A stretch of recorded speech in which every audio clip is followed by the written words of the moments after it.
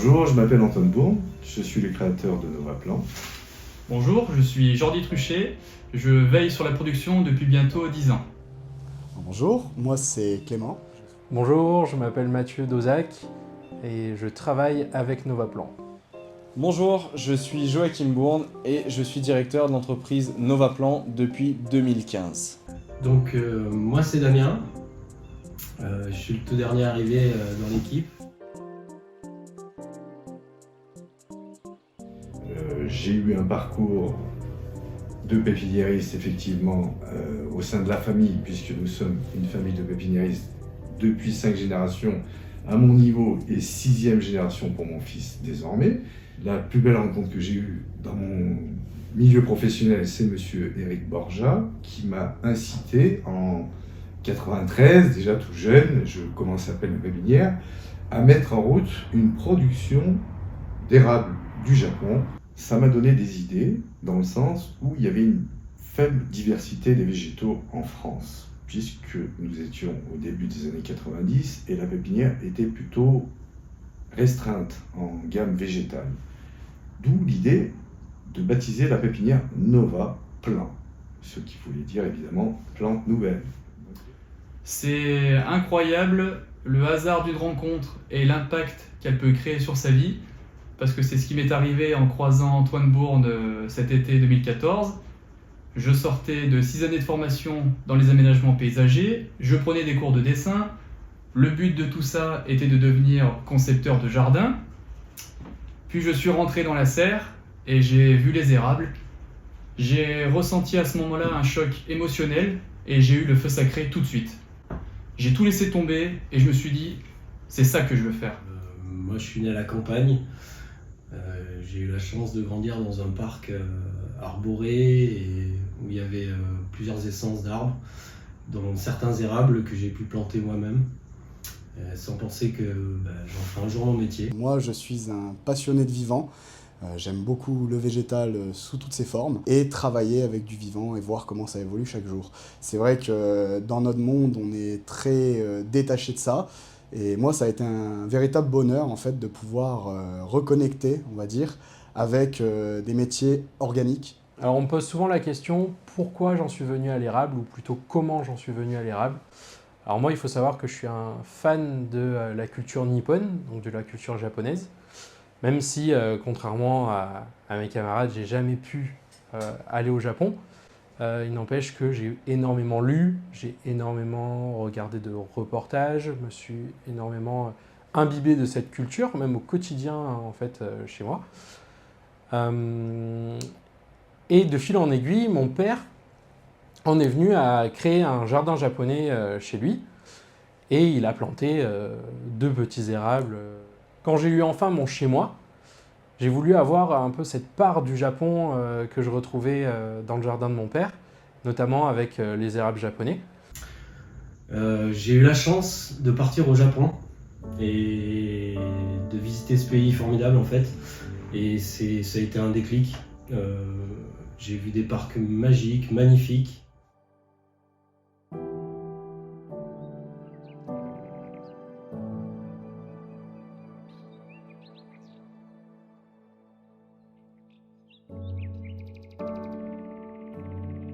Moi aussi j'ai profité de ce spectacle et de cette perfection.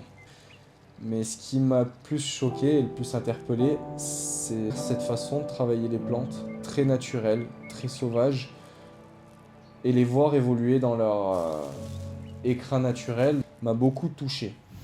Alors, l'aventure a débuté en 1992, il y a un peu plus de 32 ans de cela. Et en réalité, au départ, la pépinière n'avait pas du tout la même allure qu'aujourd'hui, puisque j'étais seul et avec peu de moyens.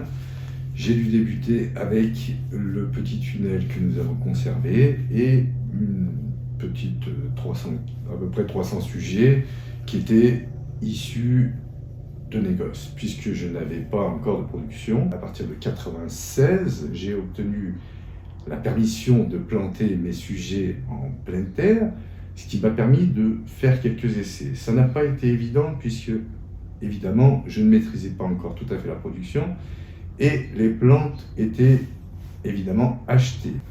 À la suite de certains nombres d'observations, j'ai pu me rendre compte, avec le recul, que certaines plantes se développaient très bien dans nos terrains, et notamment en plein soleil, ce qui était complètement à l'inverse de tout ce qui était écrit dans les revues ou dans les magazines, qui nous indiquait que les érables du Japon ne se plaisaient qu'en sol acide et à l'ombre ou à mi-ombre.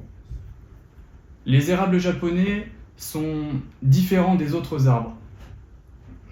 Il y a tellement de caractéristiques, de facteurs différents qui rentrent en jeu pour les faire pousser. Chaque arbre a ses propres traits spéciaux. Parfois très subtils, certes, et visibles que par ceux qui ont ce petit quelque chose, cet œil, mais au fur et à mesure que vous les cultivez, vous apprenez leurs secrets et voyez leur individualité. C'est un métier qui demande un investissement total. La journée, on travaille dur, le soir, je lis, parce que oui, si tu veux progresser dans la botanique, il faut lire, lire et lire. Donc je lis des livres. Des thèses sur le greffage, sur la taille, l'expression des gènes, l'hérédité, mais aussi les maladies. J'assiste à des conférences par le biais d'Internet avec des confrères nord-américains sur différentes méthodes de greffage. Grâce à tout ça, je peux me remettre constamment en question sur mon travail. La théorie, c'est bien. Elle nous aide au quotidien pour améliorer la culture, mais rien ne remplace le savoir-faire. Il vient carrément même éclipser la théorie scientifique parce que la maîtrise du GS, c'est ça le plus important. Un bon greffeur, un bon tailleur, et ça s'apprend sur le terrain, les années d'expérience. Et je pense sincèrement maintenant avec la plus grande humilité qu'il faut bien une bonne dizaine d'années avant de pouvoir maîtriser tous ces gestes-là. Et c'est ça que vous retrouvez derrière nos jeunes plants et derrière nos érables. Alors personnellement, passionné du vivant, ce qui m'a vraiment marqué, dans quoi je me suis beaucoup retrouvé au sein de cette structure et avec l'équipe Novaplan, c'est la volonté de s'écarter un petit peu des méthodes de culture conventionnelles, s'éloigner un petit peu de l'engrais, les pesticides et le gros tracteur.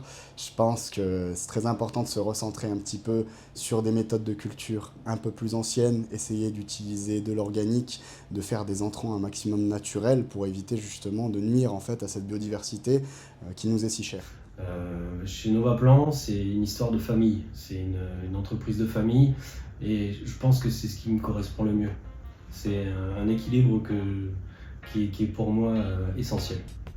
Donc je vais essayer d'apporter mon expérience à cette entreprise familiale.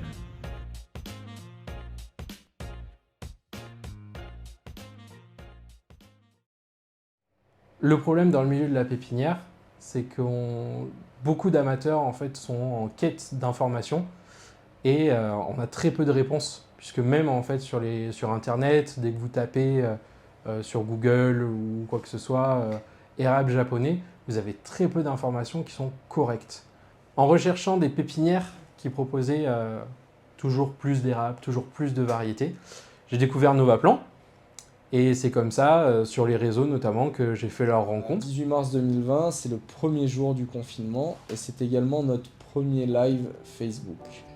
Il faut bien se dire que cette toute première vidéo, donc ce premier live, était complètement innocent. On l'a fait vraiment par passion. Comme tout le monde, lors de l'annonce ministérielle, on s'est retrouvé enfermé chez nous.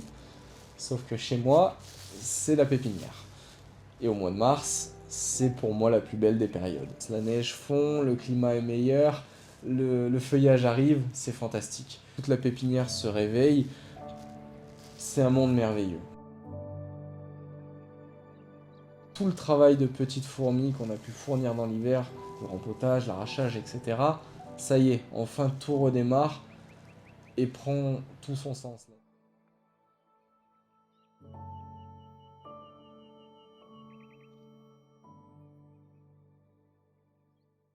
Suite à cette vidéo, un engouement instantané est arrivé sur nos réseaux sociaux. On a eu énormément de questions suite aux méthodes de culture.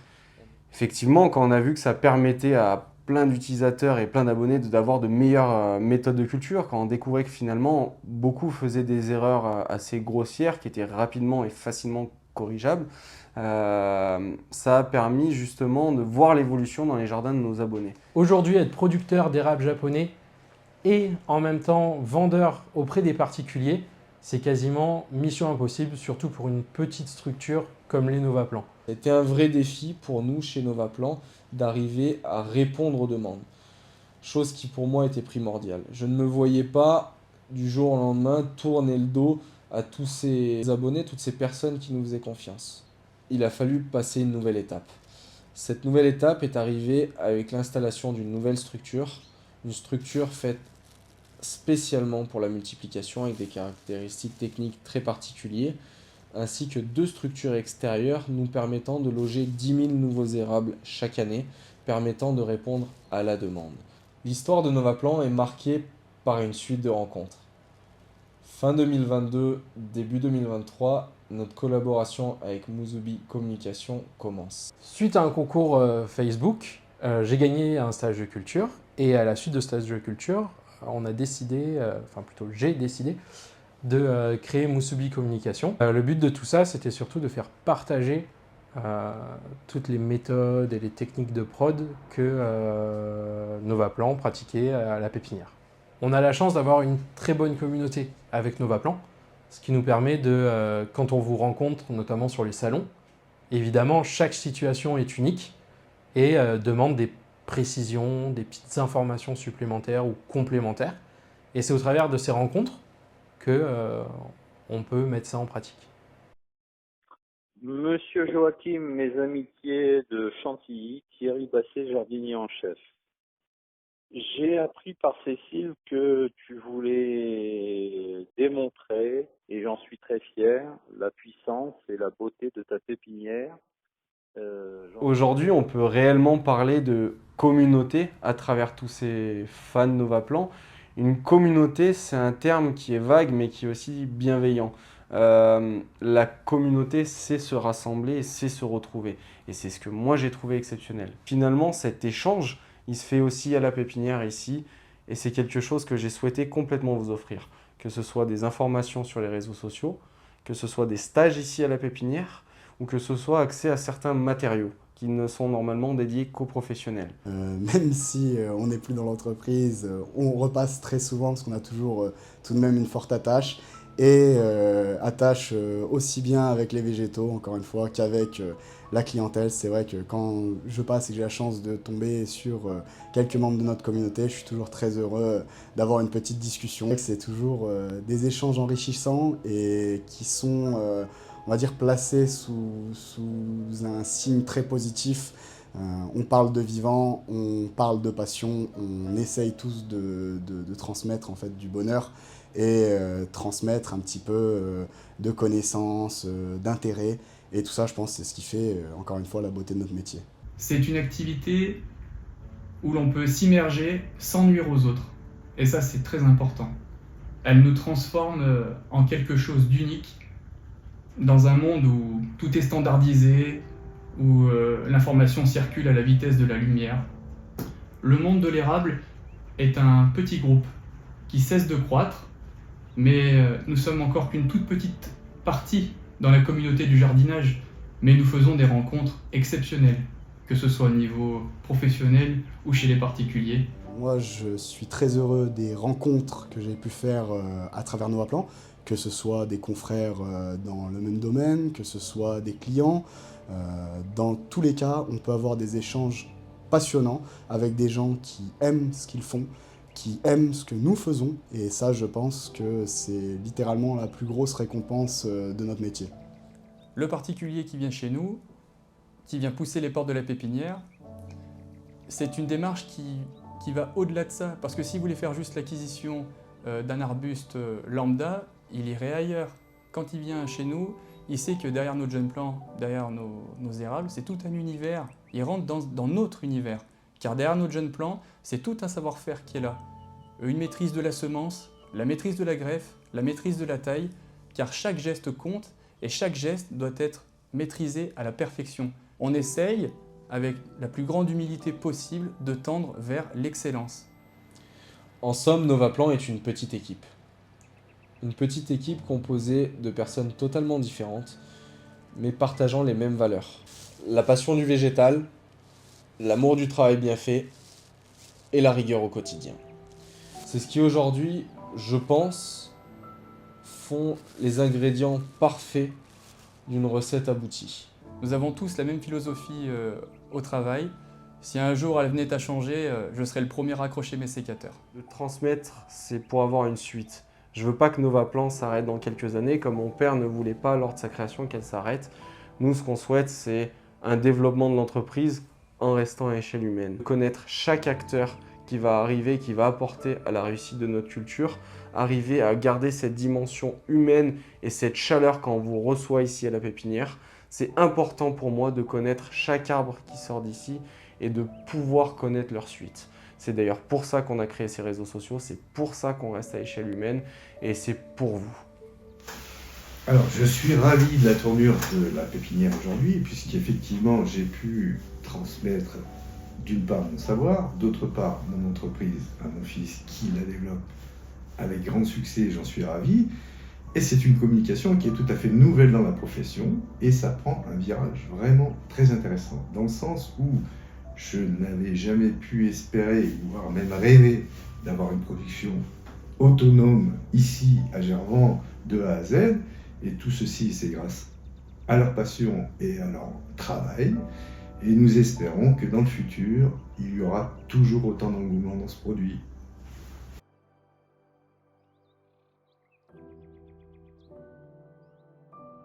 Bon les amis, désolé, je vous coupe dans votre petit instant émotion. J'espère que la vidéo vous a beaucoup plu.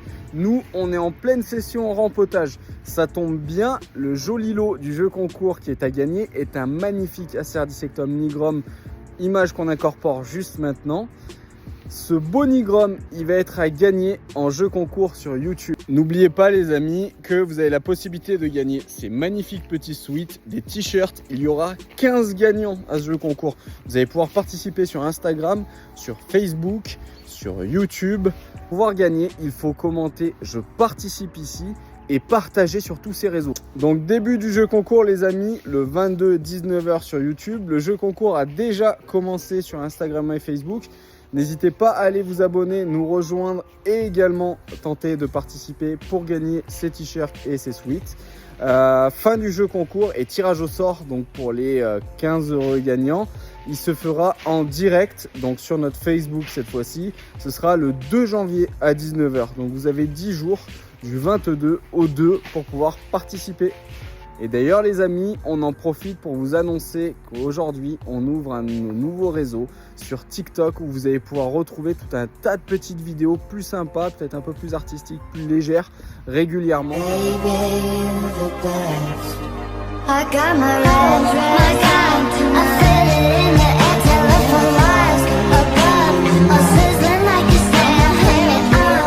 Bientôt, plein de magnifiques lots à gagner sur TikTok. Sachez qu'il y aura beaucoup d'annonces promotionnelles sur TikTok. Et on va pouvoir partager, discuter dès demain 11h sur notre plateforme TikTok en live.